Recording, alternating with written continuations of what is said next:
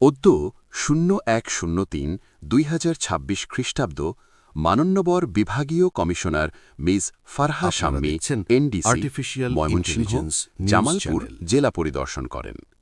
এর অংশ হিসাবে তিনি চিলড্রেন্স হোম পাবলিক স্কুল এবং উপজেলা প্রশাসন সরিষাবাড়ি জামালপুর আয়োজিত উক্ত স্কুলের অভিভাবক এবং শিক্ষকগণের সাথে শিক্ষার মানোন্নয়নে মতবিনিময় সভায় অংশগ্রহণ করেন।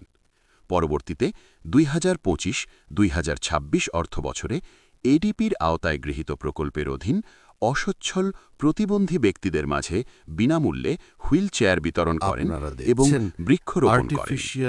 পরবর্তীতে তিনি উপজেলা নির্বাহী অফিসারের কার্যালয় জামালপুর সদর পরিদর্শন করেন এবং জেলা প্রশাসকের সম্মেলন কক্ষে জামালপুর জেলার বিভিন্ন দপ্তরের কর্মকর্তাবৃন্দের সাথে মতবিনিময় সভায় অংশ নেন। তথ্য সংগ্রহ ডিসি অফিস ফেসবুক পেজ থেকে।